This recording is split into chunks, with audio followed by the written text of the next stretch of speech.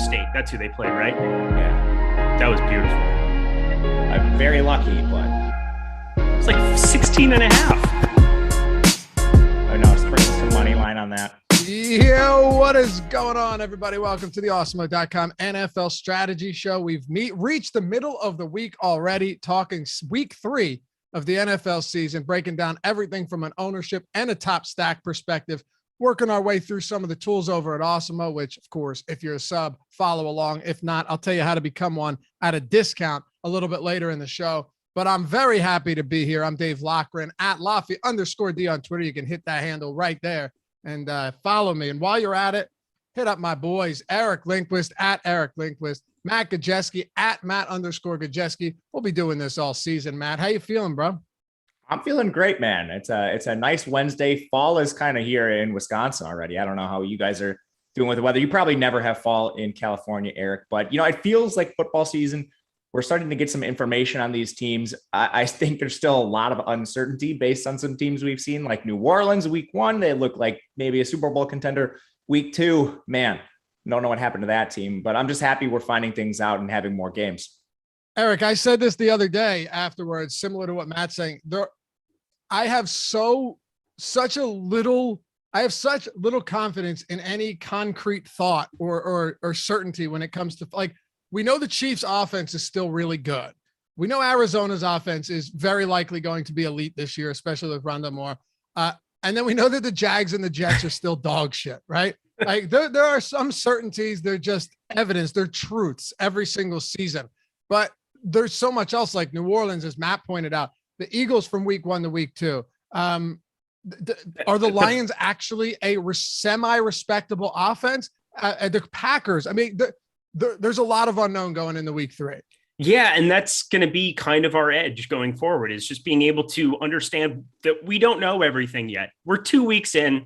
Everybody's kind of jumping the gun on their certain thoughts. And I mean, you brought up a number of teams. For me, I'm bashing my head into a wall trying to figure out what the Falcons are doing, what's going on with that football team. I just, there's so many places where we expected fantasy points to come out of, just hasn't been there. And then there's teams like the Carolina Panthers, the Denver Broncos, 2-0 teams that I didn't expect a lot of the production to be coming out of, Teddy Bridgewater or Sam Darnold led offenses. But here we go. That's just kind of where we're at right now. We're still figuring it out, but being able to embrace some of the unknowns in tournaments, that's going to be where the edge lies. Yeah, absolutely. And there's a lot of that today. I'm looking forward to getting into some of this ownership and the top stack tool and the boom bust tool.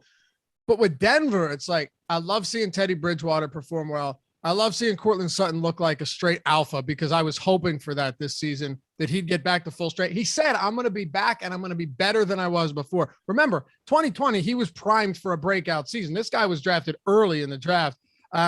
But they faced the Giants, the Jags, and now they get the Jets. So again, that's another team where you still have to scratch your head and wonder, how good actually is this team once they face another team that isn't awful or 0-2, Absolutely. I agree with that. Also, happy Jack Cohen week to you over there, Matt Gajewski. What a fun day you have going to look forward to Saturday. I can't wait for that game. I'm probably going to get some heat on Twitter, depending on how that game goes, from two different parts of my life. But I mean, I'm excited for it. Yeah, but back to NFL, of course, because nobody cares about college football, except for you should be, because betting you is fantastic. Enjoying that with you. And you guys shoot today, right? Isn't it every Wednesday?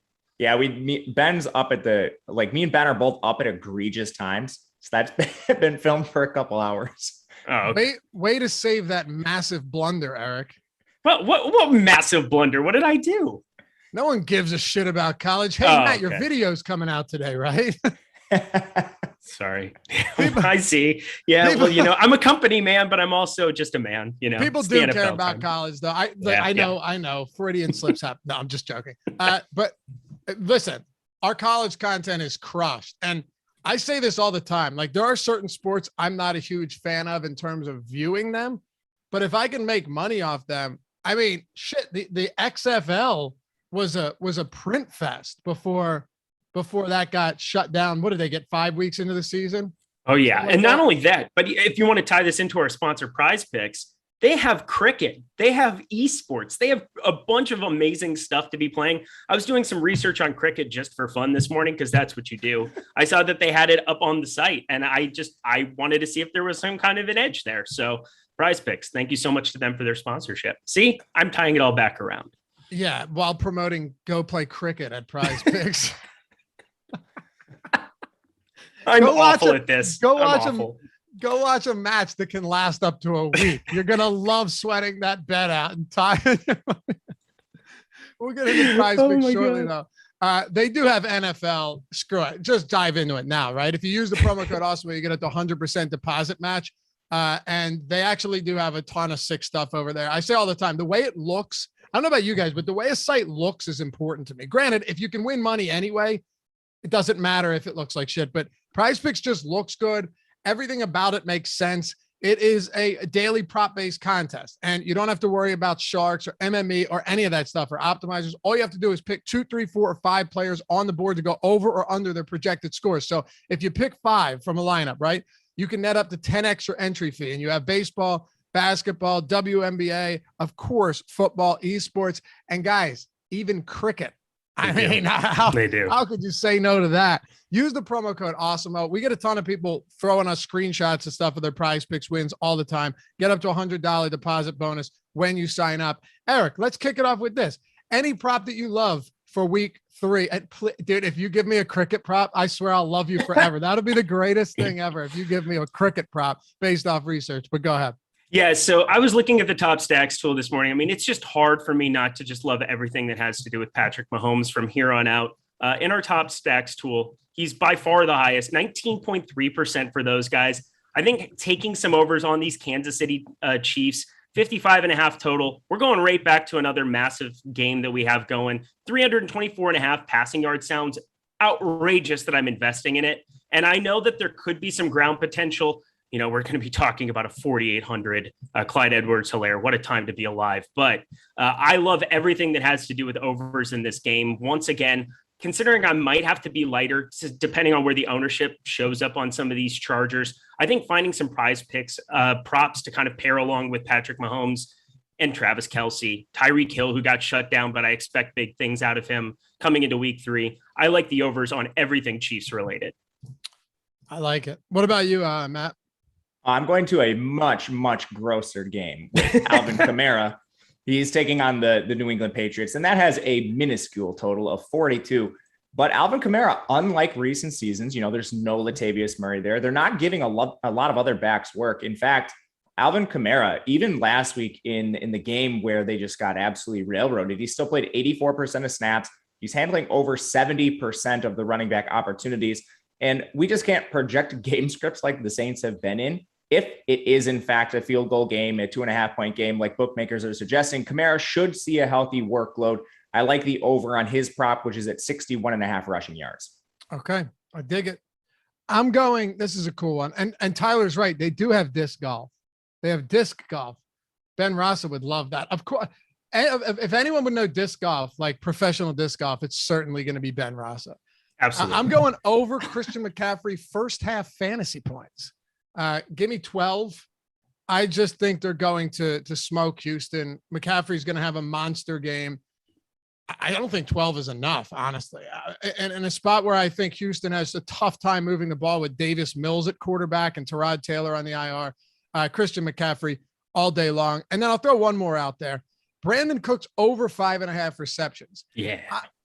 I know that they struggled to hook up on a lot of those when Mills came in, but he targeted him on 10 of 18 passes and he only played one half. So I think they'll try and get Cooks involved in space and just force feed him the ball, because what else do you do in a spot like this where you have no one else that's even remotely consistent? So on Prize Picks, and if you can get it anywhere else, I do like Cooks over 5.5 receptions, because I don't know, Eric, who else do they have to throw the ball to? Nobody, which is why you saw a 54% target share there. I mean, That's just a dumb number. And anytime you have an alpha that just so clearly stands out there, didn't Nico Collins go down as well in that spot? So yeah, he's on IR. He's on IR now. So I mean, you have legitimately Pharaoh Brown.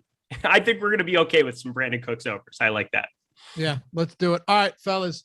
Let's speaking of overs, let's talk a little bit of ownership, over or under, where we anticipate us being against the field. And I will say, ownership is fluid throughout the week, so some of this will change. And I think, one that jumped out to me right away was like Godwin and Evans having a big disparity in ownership. I mean, if that holds, then we'll have a big conversation. But I would imagine that they get pretty close. They were almost identical last week, especially with it being so difficult to predict who's going to get the ball in Tampa each week. But Matt, kicking it off with the running back position, you've got Dalvin Cook up top. Guy got hurt twice in the same game in return. For now, I assume we have to just say he's going to be healthy. Derrick Henry, who had 41 touches and tied Julio Jones for the lead in team receptions, which imagine if he did that every week, had 4 or 5 targets. And then Najee Harris, Chris Carson, Joe Mixon, rounding out the top 5, all of them at 13% or higher. But you do have pretty flat ownership among maybe the top 10 running backs this week. Yeah, it's looking to set up pretty nice. I don't think we have any true freebies on the slate. The only guy I think that would be Clyde Edwards-Helaire, and he's just played so poorly that I don't think people want to click on his name. And that's what ownership is suggesting here. So you can kind of pick your spots. And of course, I'm always going to be trying to target some of these better games. If Derrick Henry does in fact have like this receiving role moving forward, I'm not even sure he's going to be correctly projected for the first couple of weeks. So seeing him with a 16% ownership share is ridiculous to begin the week. They're 5.5 point favorites. The total's 48. I mean, there's a couple like 55.5 point totals on the game, but 48 still modest enough where you could get there. And I mean, like the Derrick Henry workload has been absolutely insane to start the year. We're talking about a guy that like is pushing for 40 touches in certain game scripts. And we do project to see that here. This Indianapolis team, I mean, they're 0-2. They've really struggled to start the year. So when you're not seeing ownership elevated on any of these players, I think picking your spots where you feel comfortable about the workload and seeing Derrick Henry so far, it's going to be hard to get away from him. Especially with how much they've struggled in pass protection too. I mean, they just decided let's force feed him the ball, even though we're playing from behind, and it worked. What do you got, Eric, at the top?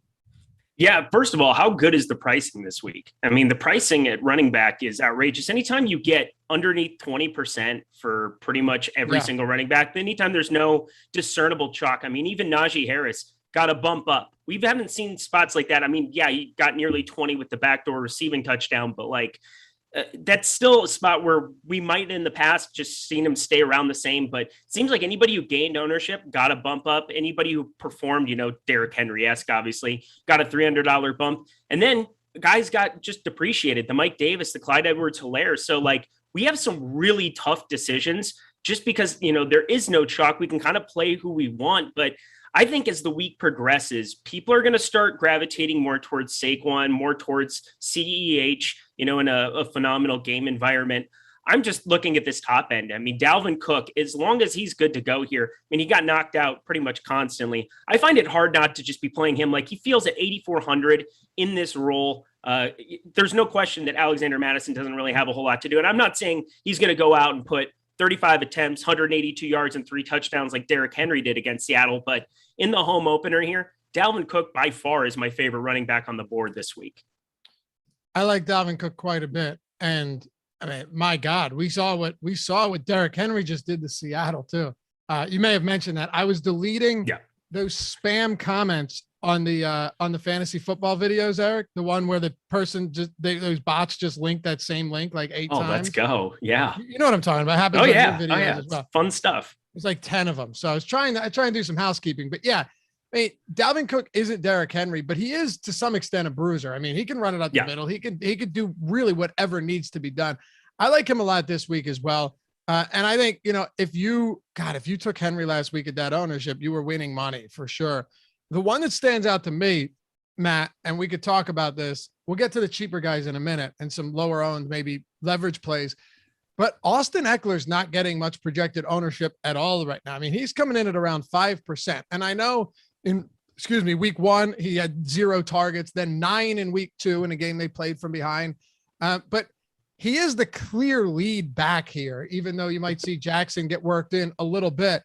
What do we think of someone like Eckler at this? I don't want to say no man's land price point, but he's not elite tier and he's not straight mid-range tier either. Yeah, I'm completely fine with Eckler. I'm not worried about the pass catching whatsoever. Sometimes you just have anomaly games like that. We even saw it from Kamara last week where they were perfect game script to use Kamara as a receiver, but they just couldn't get anything going. So sometimes those things happen. Game script shouldn't be a huge issue for them against the Chiefs. The total's 55.5. It's inside a touchdown as far as the projected spread. So everything from a game environment standpoint stands out to you. Kansas City historically has not really focused on run defense. So when they do run the ball, the Chargers, that is, Eckler should find some room. And then the pass catching upside's always there. So in this kind of game environment, I'm perfectly okay with getting to Eckler. And like you mentioned, the ownership being as flat as it is, you don't have to get that crazy. So if you play a guy like Austin Eckler, maybe you can run some of the more expensive premier stacks on the slate. For sure. And one thing that stands out to me, Eric, is, I think a lot of people, right, they look at Austin Eckler as, well, they're not going to use him on the goal line. They're not going to do this. There have been 4 running back carries inside the 10, 2 inside the 5. Mm-hmm. And Austin Eckler has all of them this year. Yep. And that's going to be what it is going forward too. He actually had potential to get more goal line carries. He ended up sitting out a red zone possession there in the third quarter. He got put into concussion protocol in the third quarter of that game, made a ridiculous catch over the shoulder, double coverage, up the left side of the field, inside the 15. and then has to go out for concussion protocol. So he actually had more upside than what he even expressed in that spot, but 9 targets, 9 catches. I feel like he's just game script proof because he's going to be out there catching the ball constantly. If they're up, he's going to be fed the ball constantly. So I love playing Austin Eckler. I've always been a mark for that guy. So happy to be on board with that too. Yeah. And look, he's not the running back that's going to play 90% of snaps, but when you're out there for as many passing downs as he is, who really cares, right? I mean, he's ran 52 routes on the year, so he's averaging north of 25 per game. And I would imagine in week 2, he probably ran a lot more than week 1. 27. So just give me that type of consistency. The floor is there and the ceiling is there. That's what I like about him. Now, Matt, when you get into some guys that aren't as high owned, and like Eric said, it's pretty flat ownership. Nothing really jumps off the page. Saquon Barkley is the one that's interesting to me. And I'm personally of the belief that his ownership will rise throughout the week. He went from like 48% of snaps to almost 80% of snaps last week, touched the ball 15 times. And the biggest thing for me, he went from 3 days rest in between games to 9 days rest in between games. So it does feel like if Barkley were to have that monster game, it would be this week facing Atlanta on a long week and a half rest.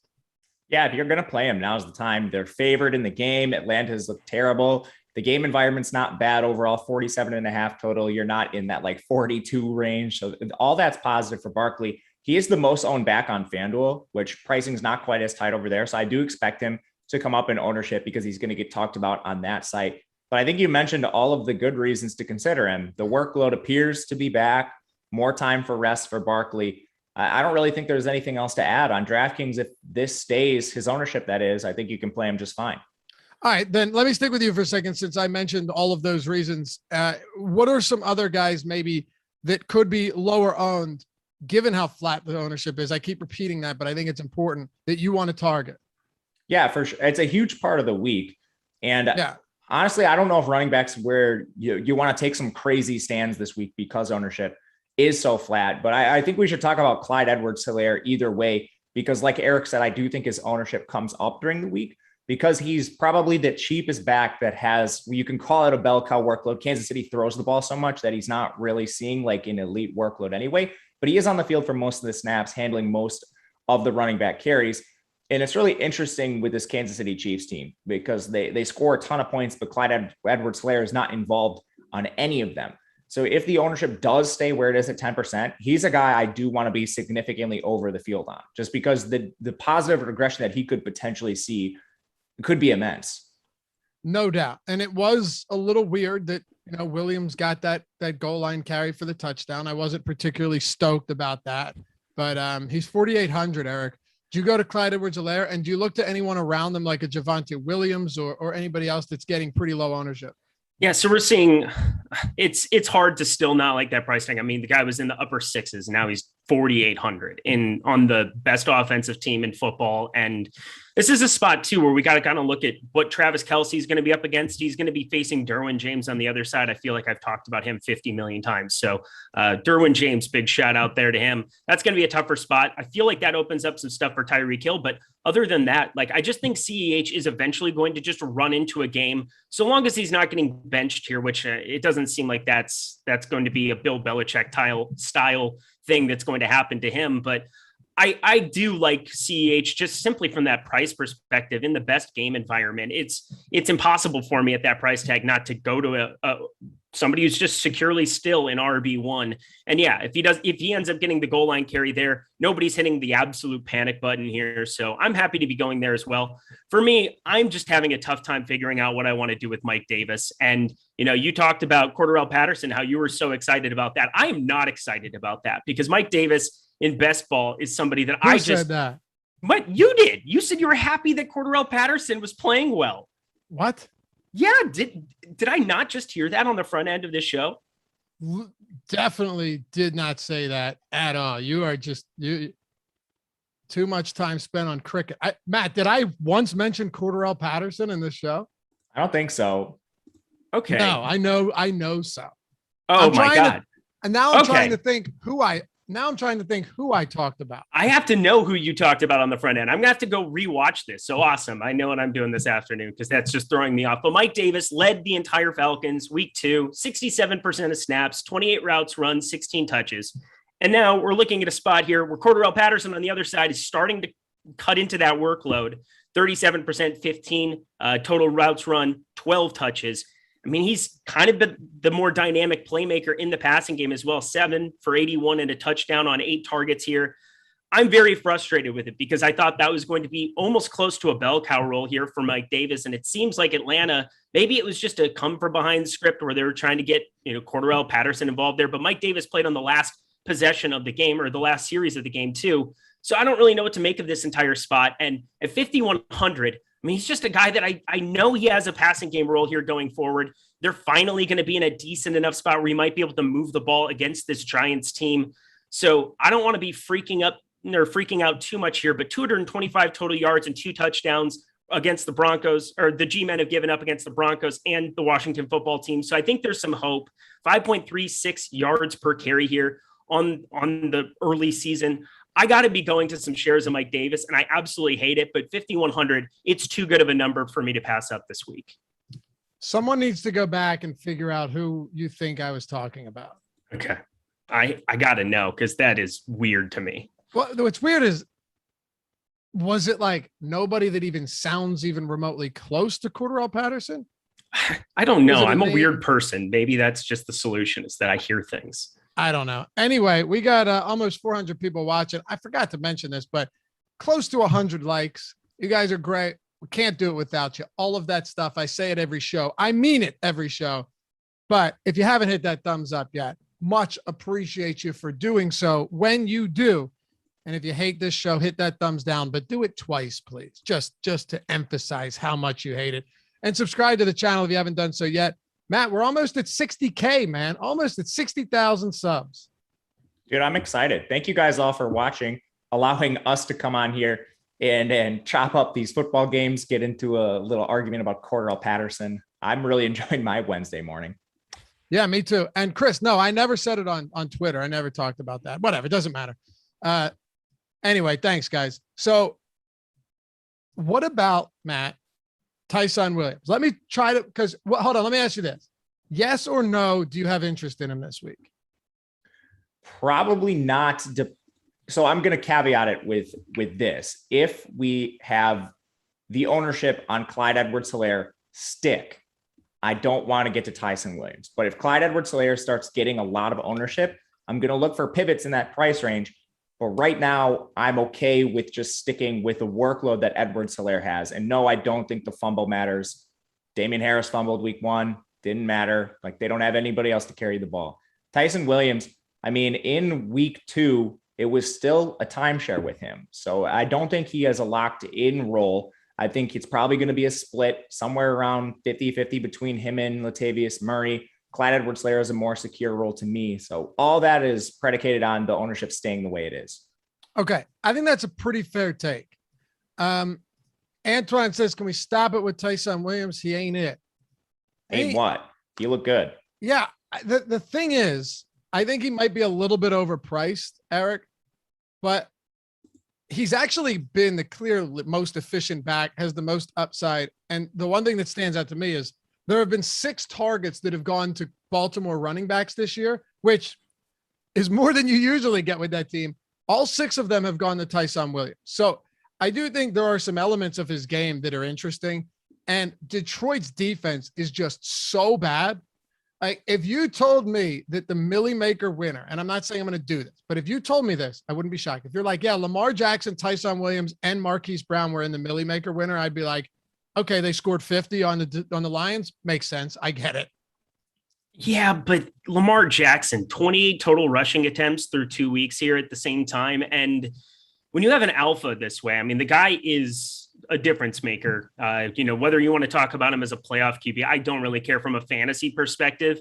I just think the ceiling is so capped at 5,800 here because, I mean, who gets the goal line touches? Who ends up? You also have Latavius Murray, who's, vulturing stuff there too. And the passing game role, I mean, Lamar Jackson's only thrown 6 passes to running backs. So I don't know what I really feel about the upside. If you were down at actually the 4,800 number, like around CEH, we could have maybe a different conversation. But at 5,800, that is such a tough ask for me. I would much rather, and I know that, the sticker shock is there, but I'd rather just go to Chase Edmonds there at 5,700. I mean, we've seen 9 targets for him now through 2 games. He's in the most dynamic offense in the NFL. So I just know against Jacksonville, he's also going to be getting some ground attempts here, 12 and 8 for him. James Conner is there, but I mean, Chase Edmonds is getting the prominent receiving role for 100 less. Give me Chase Edmonds straight up just about every time.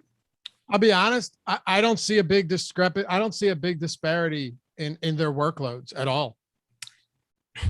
I see disparity in terms of like who I think could end up getting touchdown care. Like, yeah, I get what you're saying. Well, Edmonds doesn't get goal line carry. I know he does, but I'm saying that like for me, it's the question marks I have for Tyson Williams getting them. Like for me, that's the major issue is that like Lamar Jackson, Latavius Murray, those are just 2 guys that I think are more prominently involved in the red zone in goal line carries than what you're going to see Williams get long term. And you could definitely be right. I'm not even saying I disagree with you, but I think like if this is a game where they run the football, and they run it a lot, I think you could still get Lamar Jackson to have a big game and Williams. And like I said, yeah, they've only targeted their running back 6 times, but all 6 of them have been Tyson Williams.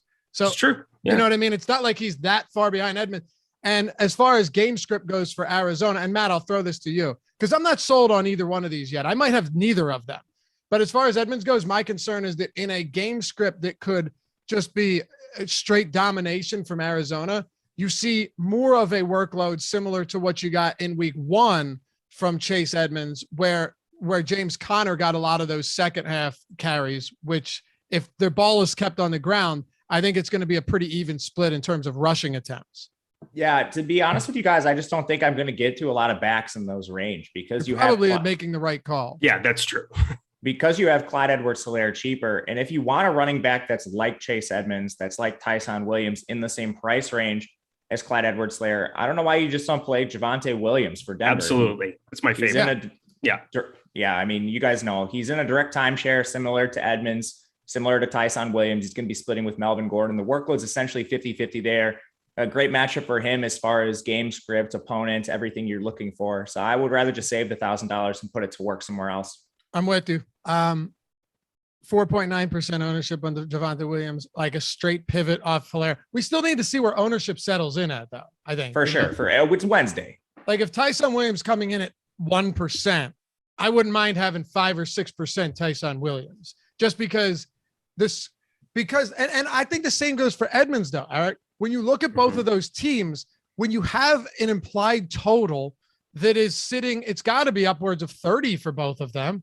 If you have an implied total of 30, a lot of points can be scored in those games. Arizona's at 29.75 and Baltimore's at 29. So, 2 of the highest totals on the slate. There's a lot of different ways you can manufacture points. Yeah, and yet I'm going to still be making the case with Matt here for Javonte Williams in a total that game's at 41.5 or something like that. Yeah, but their total is like 27, bruiser. I think. Yeah, their implied total 26, 27 down there. But yeah, it's just kind of one of those spots where, again, price as a direct pivot off of the CEH that we all expect to kind of gain some traction here.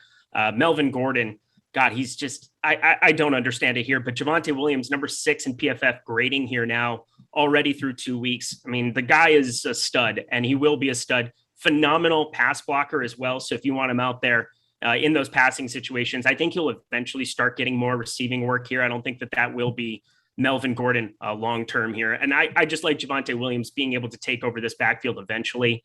So I'm right there with you. I think that's your direct pivot, but you can't overlook some of these massive total games and just having the opportunity that guys like Edmonds and Williams are going to get for sure. I mean, it's going to be something where we're splitting hairs between them and trying to make our own individual cases for it. And it's really just going to come down to ownership. And as Matt said as well, I don't see myself getting to a lot in this range because at the top end, you're getting a $700 savings off last week for Dalvin Cook. That's going to be a big part of my portfolio. So I'm going to be kind of mixing and matching in there. And there's a lot of really good wide receiver upside. We've seen some crazy upside come from different spots in these game environments as well, that I think that's going to be a lot of my flex plays. So Dalvin Cook, pairing him with, one or two of these cheap guys, Mike Davis, CEH. That's going to be, I think, the majority of my lineups this week.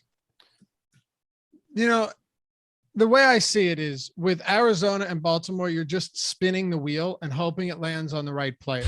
Because, seriously, right? Like Rondell Moore had that huge play. They're going to score points. And Hopkins is likely going to be most involved. Jackson's going to have a good game. Kyler Murray. But a lot of those like tertiary or even secondary players, you're just hoping that you hit on the right ones. It might be Latavius Murray. It might be Tyson Williams. It might be Marquise Brown, or maybe even Mark Andrews rises from his slumber and comes out of hibernation. Who knows? Matt, question for you. You're usually pretty good with this stuff. You got a steel trap. Who do you think? Steel trap, like, your memory. You remember? I know. I'm wondering where you're going with this. Okay. Who do you think leads the league in goal line carries? Man. Eric, you can guess too without looking it up. Okay. Stepping away from the computer. Deep thought over there, clicking. That's a really hard question.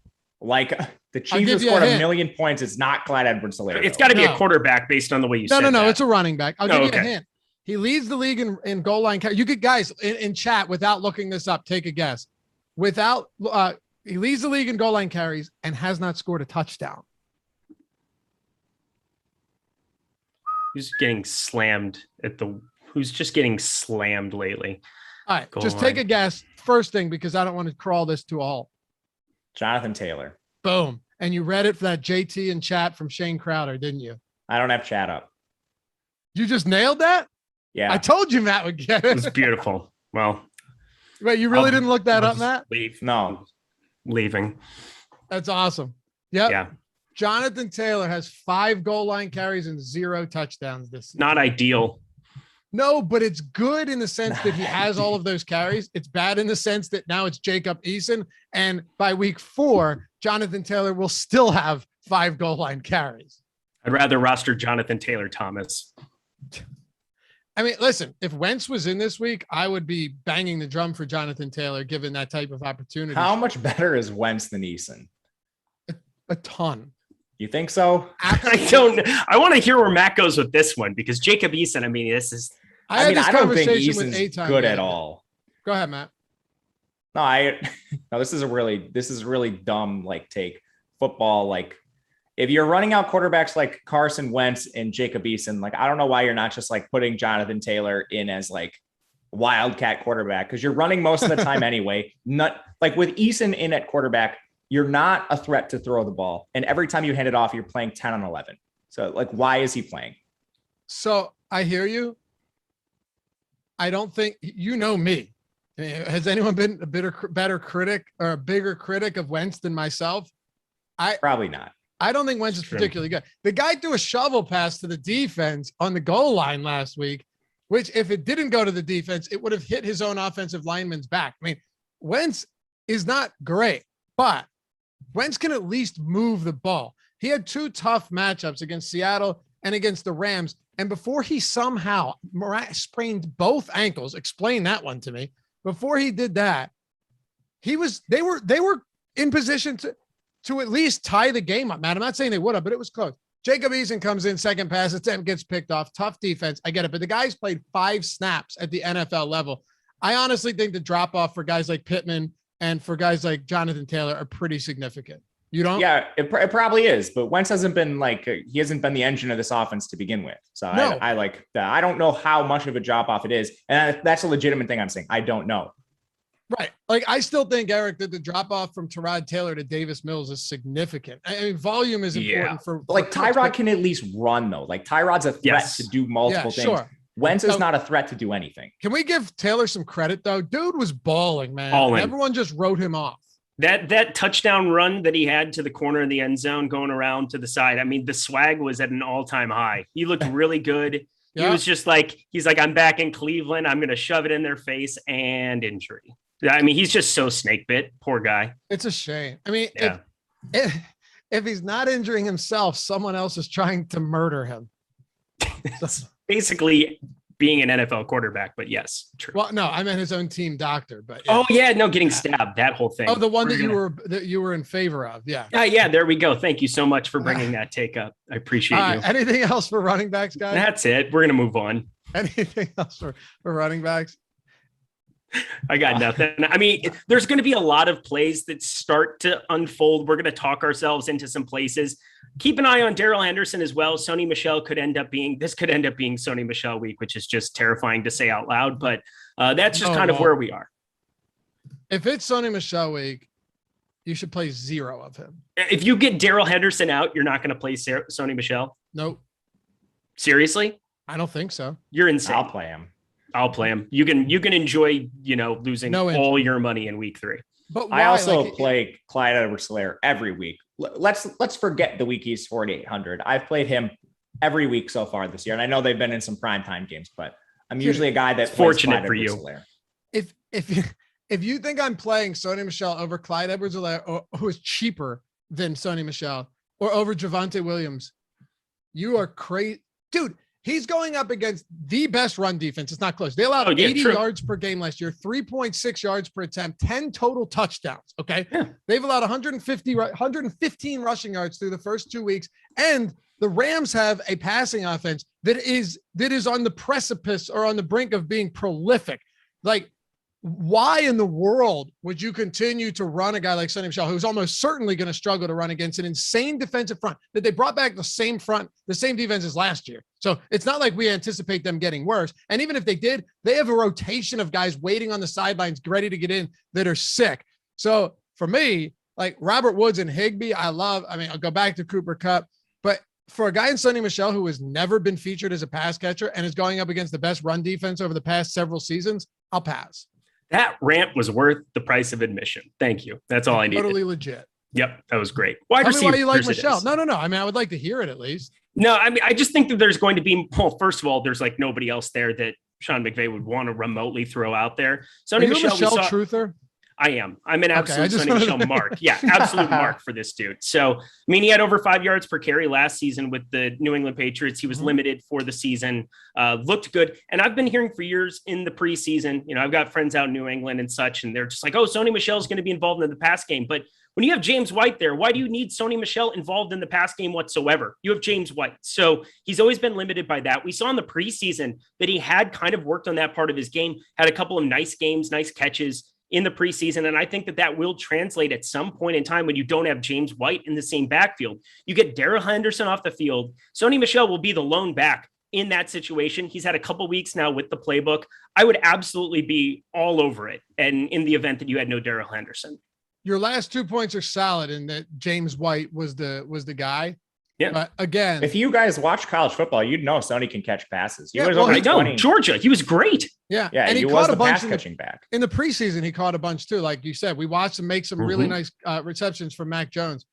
For me, I just think the floor is wildly low there, and I don't see the ceiling being that high. The Chiefs have a 31 point implied total. I'll take Clyde Edwards-Helaire and even Javonte Williams in a game where I think they're going to run. Hey, Loughy, you can play both. How about that?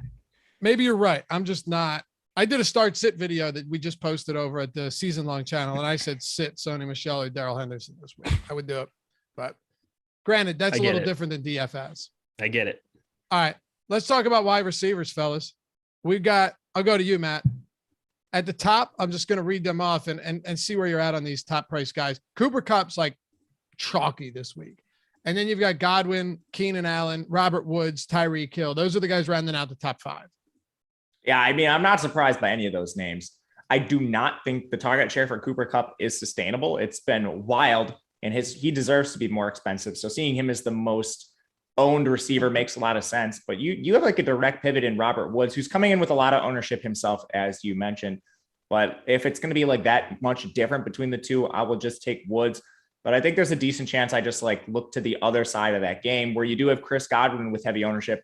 But as you guys both know, they use 3 receivers. So taking Antonio Brown, taking Mike Evans, and some of the lower owned pieces are probably what I'm going to do with that specific game.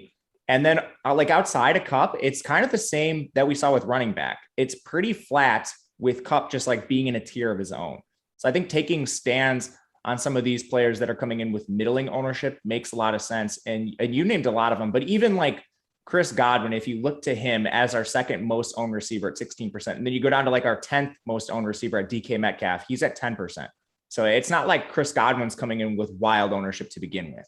Well, and I don't know if this holds, but no. We're all working under the assumption that this is how it's going to look because it's Wednesday and we don't have anything to talk about if we don't. Right. I was going to say, and it's still a good idea, like a decent interpretation of where things are going to go. But I'll give you a direct comparison, Matt. Godwin's at 16%. Mike Evans is at 5.8%, and they're $200 separated on a team that just kind of throws to the open man. There's no reason that should ever be the case. No, not at all. Eric, Matt talked about Godwin, and I want to get your take on all these guys up top. But I will say Robert Woods played 98% of snaps last week after playing 77% in week 1. Deshaun Jackson went from 14 to 3 snaps, 27% to 5%. And it was basically there. Only 3 receivers were used essentially last game, which helped Woods. Jefferson played a ton. And it was like vintage Sean McVay from a few years ago where all of these guys were playing almost 100% of snaps per game. It's kind of outrageous what's going on here. And, for Kupp to have 8 more catches, 177 more yards than Robert Woods here from the get-go, it's pretty absurd. And it's got to start flattening out eventually here. And maybe it is just a rapport thing 2 weeks in. It's just a little too early for me to just say, hey, that there's this immediate rapport that's going to exist for the rest of the season and that Robert Woods is an afterthought. So I think flip-flopping the ownership automatically between the two, heck, I did it last week. That didn't go very well, but I think that's just kind of the play there. I don't want to try to get, completely burned by Cooper Kupp. I'm sure I'll have some, but 25% for him to show up in 1 out of every 4 lineups here with the number of wide receiver talent we have in this 6K range. I mean, AJ Brown's going to start showing up eventually here. I'm not concerned about him. Cortland Sutton, 6K, terrible game environment, but basically going to get all of the targets going forward. I mean, we have a number of spots where Cooper Kupp, he took the top off of the defense a couple times there. And I think that stat line, this is just like scoreboard watching at its finest. And sure, this is going to be a prolific offense. With Tampa Bay, you talked about all the reasons we don't want to be targeting the guys on the ground there as much. I sure will if there's only one back, but Cooper Kupp, it makes sense that everybody wants to go there. I just think that this is an easy spot to just say, I want to get different and spread out exposure to the rest of the range. No doubt. And by the way, chat went and did some sleuthing back to the beginning of the video and came through in the clutch. Again, it was Cortland Sutton. I heard that different in my brain. That's I kind heard of what fair. I wanted to hear. Cordarrelle Cortland. No, I was saying, do you really think I'd say Cordarrelle Patterson looks like a true alpha? I didn't know what you were saying. I thought you were trolling me. I thought you were literally trolling my life because I spent an hour this morning studying the Falcons. What I want to do with Mike Davis. I hate this game. Yeah, it's gross, dude. I hate it so much. Gross. But I'll say this much, Matt, there are some spots here in this game that I'm willing to get to. All right. So tell me where you're at on Kenny Golladay against Atlanta this week, pulling virtually no ownership. I like that Giants offense is a mess. And it's not like a mess in the sense, like you guys all get what I'm saying. Like they haven't been able to move the ball. They haven't been able to pass protect, but they're playing Atlanta this week. So maybe you want to consider them, but is Kenny Golladay even the alpha in the offense? He hasn't been targeted as often as Sterling Shepard. He only has one more target than Darius Slayton. And we have a sample size of Kenny Golladay with Detroit being the alpha, but is he the alpha in New York? Jason Garrett's calling the plays. Daniel Jones is your quarterback. First of all, I don't think there's any guarantee they're efficient. Second of all, I don't think there's any guarantee he's the target leader. Okay.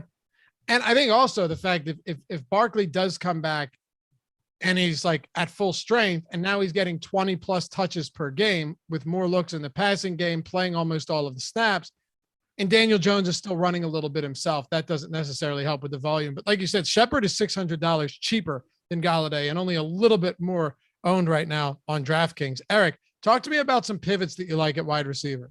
Yeah, just to close the loop on Kenny Golladay, 10.3 yards per target in 2019, 10.6 in 2020.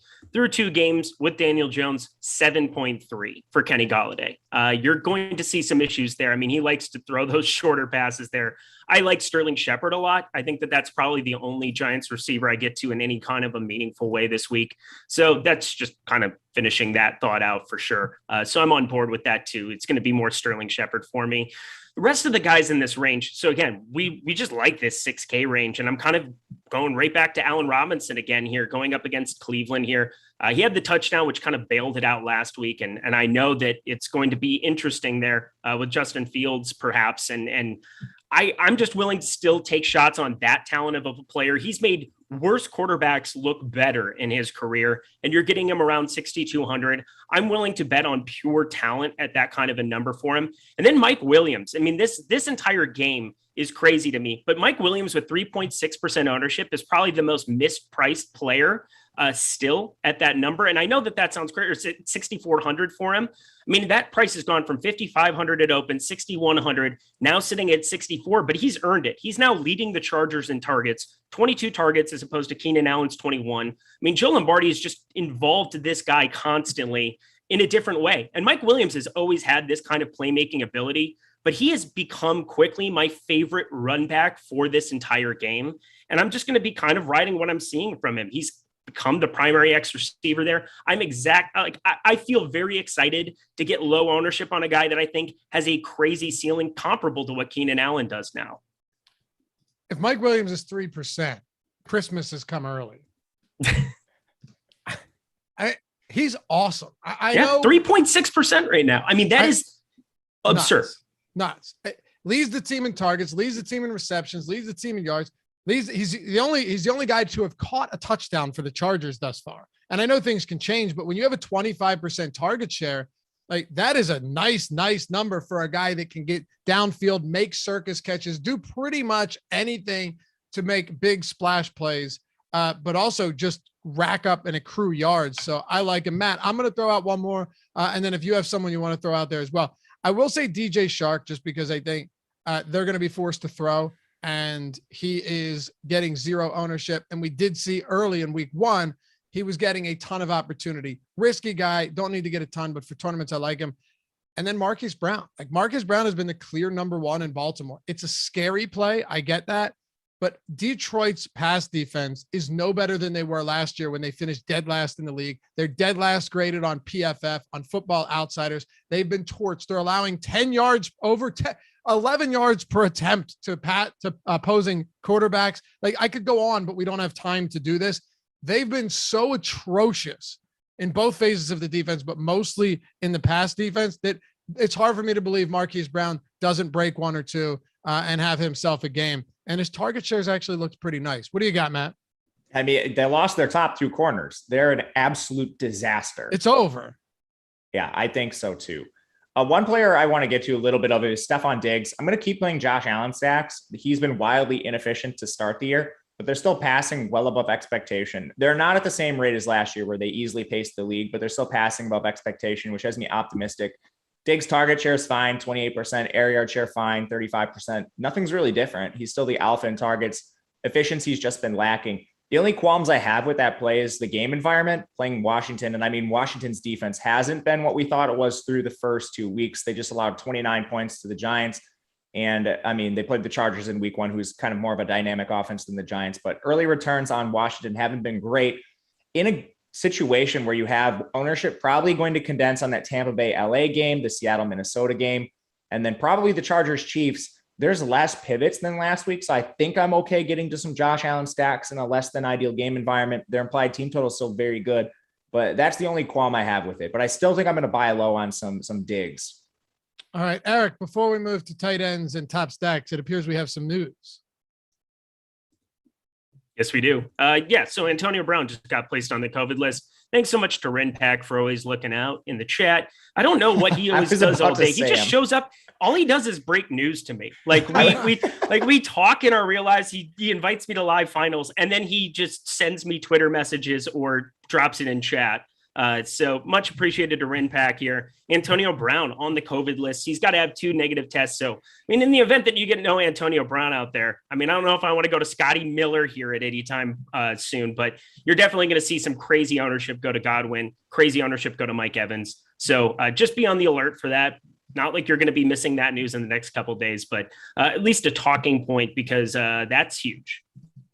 Yeah, I don't know if he's vaccinated or not, but that does play into. I thought the Bucks had 100% vaccination. If that's the case, it was the Bucks. I It was lose the Bucks, track of this yeah. shit, man. Brucey said that. So, all right. So if that's the case, then he has a better shot of getting on the field than some other players. So, all right, pay attention to it.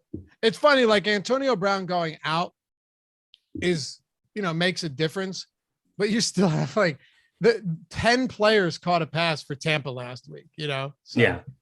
It's crazy. significant, but it's not like DK Metcalf going down and then it's just straight Tyler Lockett and Freddie Swain. I don't know. Everyone mentioning Metcalf. That'd be a fun week, though. That'd be fun, yeah. Freddie Swain week, sign me up. That was last week, dude. Yeah, it's gross. One over the top. I mean, come on. Yeah, things happen. He was literally Metcalf had his back turned to the end zone, grabbed it, and then turned around and ran in. It's absurd. I know.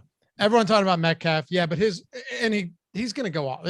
Lockett can't do this every week, but Metcalf is actually getting some ownership. All right, tight ends, fellas, then top stacks. And for those of you that aren't members yet or subscribers and you want to check out some free content, the Awesemo MLB player projections are totally free today. But if you want to get access to everything we have, or just NFL, or just NBA as it comes up, or PGA, we have packages for everything. We have an express weekly pass that's under $5. Or if you want to you wet your feet here a little bit, but get access to everything at Awesemo Plus Platinum, football, baseball, basketball, esports. I don't even know if NASCAR is happening right now. PGA, MMA, all of that stuff, right? Ownership for it, player projections, top stack tool, the boom bust tool for every sport that we have. If they have contests out there, we have content for it. And all of our premium content, all of these tools built by Alex Baker himself, Awesemo himself, with help from some very sharp fellas as well. They've all won a ton of money playing daily fantasy sports. And Alex, of course, using these tools. So you want to check it out and you want to try a week out. If you use the promo code NFL Strategy Show, I think that's it. Hold on. Let me be sure of this. Right. NFL Strategy Show, all caps, all one word. Get 25% off your first week of Awesemo Plus Platinum Weekly. That's everything included on the site. And we now have it where you can do weekly Fantasy Cruncher add-ons. So if you wanted to get Fantasy Cruncher with it, you can get that add-on on top of it along with this promo with the week. So check it out. Week, month, year. Want to make a real investment out of it, do the year for every sport or just one sport, whatever you want to do, whether you're a hobbyist, whether you're looking to get serious or you're a pro, whatever it is, we got you covered. Awesemo.com/join. We'll see you over there. All right, Matt, tight ends. We can rip through this one pretty quick. Give me your top tight ends who are high owned and your top contrarian or pivot tight ends for the week. All right. Shocker to everybody, but Travis Kelce's a good play. Even at his ownership, even at his price, he's really hard to avoid. And this has kind of been the strategy for me on DraftKings for a while. It's either paying up for him or it's paying all the way down for somebody that's just a punt play. I think especially this particular week with Kelce being close to Waller, I want to prioritize Kelce if I'm paying up. But is that kind of how you guys see it? Yes. I'll let Eric speak to this though, because go ahead. So no question about it. Travis Kelce, I mean, back-to-back 20-plussers. I mean, we're looking at the most secure play week in, week out here. But we have to look at him relative to every other position. He's 8,200, and that's kind of the way that I've started looking at tight end a little bit more this season. Mainly was because I was so high on Darren Waller in my mind after week one and coming off of his entire 2020 season. It just didn't make any sense to get there in a meaningful way in tournaments last week because the ceiling just wasn't there in that spot. Going up against Derwin James, I think that's going to be a lot of the matchup that we're looking at in this spot. And I just trust him to be one of the best defensive players so long as he stays healthy going forward. And maybe this is just the reverse spot in my mind where everybody's getting to more Kelce now because he's had the two big games. And then I get more to Tyreek Hill and just kind of playing that back and forth game here based on the matchups. And so I like more Tyreek Hill than I like Travis Kelce. And looking at some of these other tight end options, I mean, I don't even know how to start talking about Kyle Pitts. I'm just irrational. So him under 5K, like immediately looking at him there. Rob Gronkowski, I basically flat out faded last week. That didn't go well, but I'm going to probably be doing the same thing again here. 2 touchdowns back-to-back weeks. Feels like a spot that I kind of want to be lighter on for sure. That'll be harder if there's no Antonio Brown because you're going to kind of make him the de facto number 3 there. But I'm looking at Jared Cook down there at 3,900. And just in terms of this game environment, I mean, the guy's had 13 targets now through 2 weeks. He's been on the field quite a bit. I feel pretty confident that like going down and punting and finding any kind of value you can there, and then being able to just upgrade your wide receiver spots, your running backs, everything else, where I just think there's so many more opportunities rather than just saying, hey, Travis Kelce, get it done for me. And having that be the only player at the position that you're relying on is a little bit more difficult for me. So in terms of tournaments, I think I'll be lighter on Kelce. If I can get to him in a cash game format, sure, maybe, but still, I mean, 8,200 is just a big number to be paying for a guy, and 22, 23 points is no guarantee that it gets it done for you. Fair enough. I think Jared Cook is still solid. Is he the one you said at 13? Yep. 13. He's targets. under 4K right now. I mean, I feel pretty good about that. Under 4K. Game has a 55.5 point total.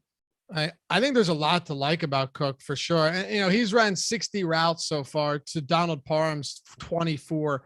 I mean, there's no doubt that Jared Cook is going to be involved in the passing game. And for that, I definitely like it. If you're going all the way to the bottom, Gerald Everett, Tyler Conklin, but those guys just are not at all enticing to me. I'd rather, look, and I do like Higbee. Higbee he has played every single snap in both games. I'd love to see him running a few more routes, but if you're getting me 25, 27 routes run per game, being out there in a high powered offense that I think will struggle to run the football, Higbee to me is definitely viable.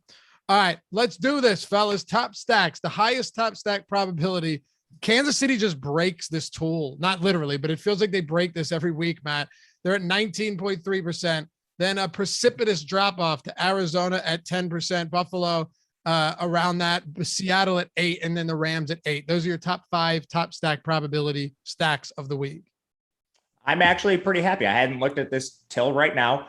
Seeing Buffalo come in as the second most leveraged stack, obviously behind Kansas City. They, like you said, break this tool literally every week. Gives me a little more confidence in my Josh Allen, Stephon Diggs stack coming in a little under-owned. The leverage is there. They're still very pass heavy. So it's mainly been inefficiency to this point.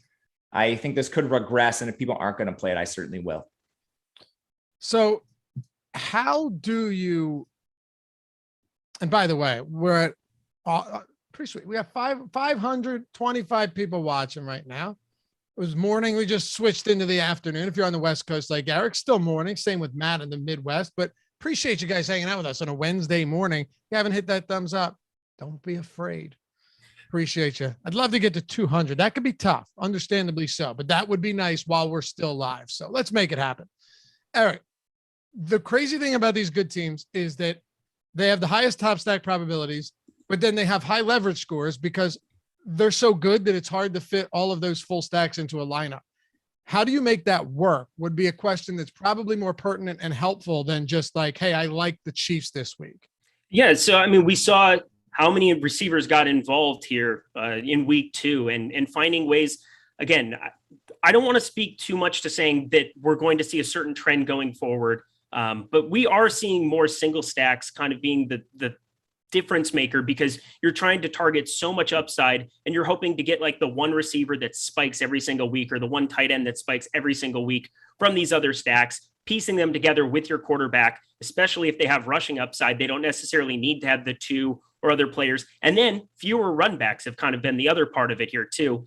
I don't know if that's going to be something that is long-term viable. I'm going to kind of still continue to have some of the single stacks, some of the double stacks, having run backs, not having run backs. I'm not sure what that exact trend is going to be, but as far as like making a guy like Patrick Mahomes fit, I mean, he's not even the most expensive quarterback here. Kyler Murray, and I'll talk to him in a second because he's my stack I want to talk about, but Patrick Mahomes, 8,200, Travis Kelce, 8,200, like piecing them together. The way you do it is you got to find either another player from that Chiefs team that can kind of encapsulate some of the upside. It's not too hard to see that McCole Hardman is going to be the number 2 for this team going forward. He's 3,900. I think you put him into your lineup, you run it back with a Chief, or again, for me, it's going to be more Tyreek Hill and McCole Hardman, running it back with Jared Cook, kind of a style thing. Like for me, that makes sense in tournaments, how to really overall lower your total salary there, not have to be completely punting in some spots to this 3K range, which is just dead in the wide receiver spot and non-existent in the running back spot. So just kind of be cognizant of how to piece these stacks together.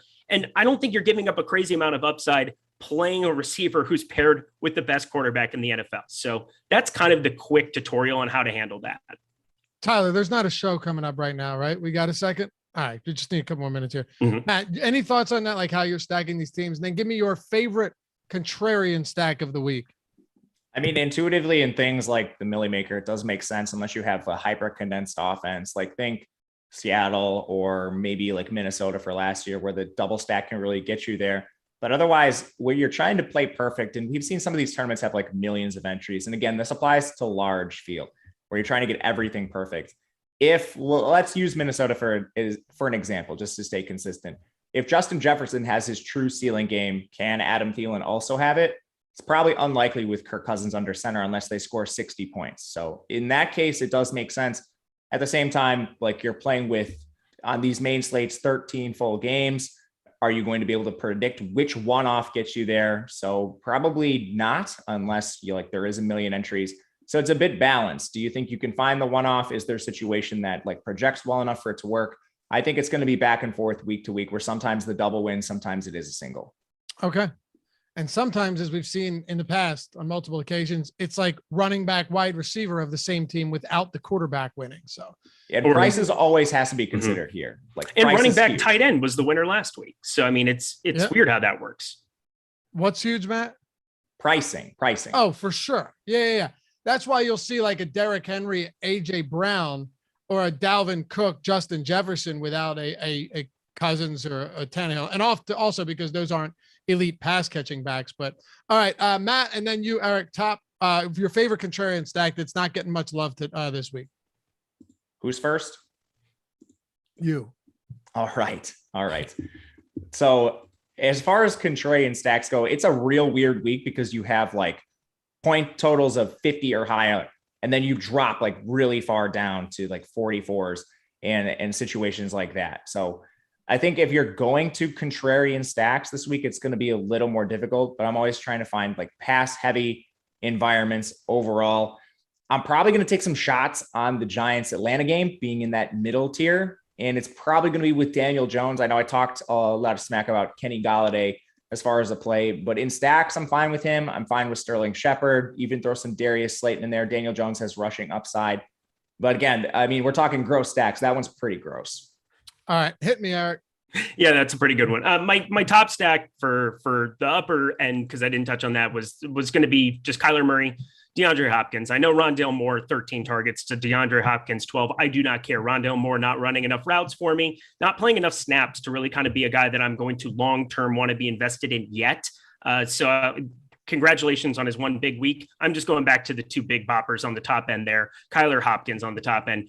My guy that I'm going to just go get contrarian with, and he's still questionable to play. I don't know what's going on. He's uncertain. But Derek Carr, looking at our top stacks tool, I mean, coming in with 1% ownership, I'm not sure if people will kind of be off of him in this spot, but I think that there's a number of ways that, the Vegas Raiders, I mean, they just completely shock everybody here to be 2-0 right out of the gate. And you've got Ruggs, you've got such a deep threat there. Darren Waller, very concentrated target share there. And then I really do like some of these Miami run backs. You get Will Fuller back into the mix here now at 4,700.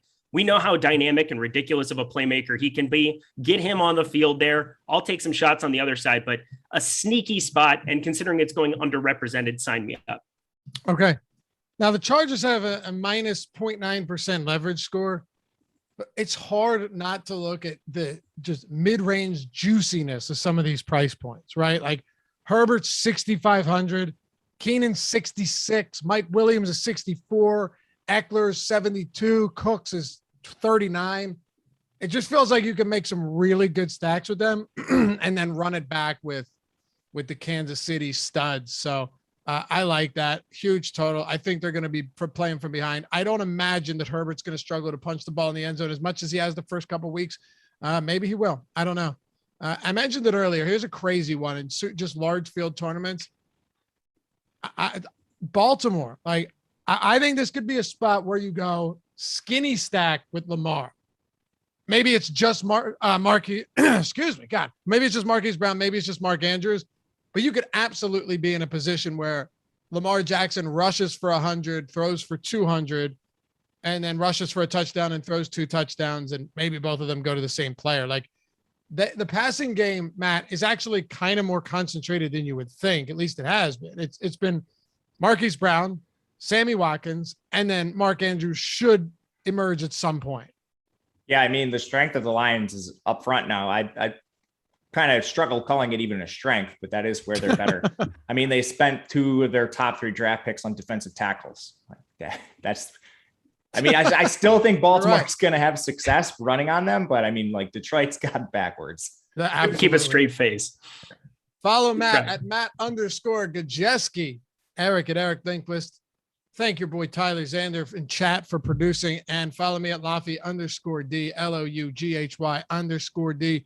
You guys are the best. Thanks for hanging out. We have 550 watching on a Wednesday morning / afternoon. It's a great feeling. Makes me happy to be here. We'll catch you back here for the next one. And remember, check out Prize Picks, deposit bonus up to $100 when you sign up and deposit.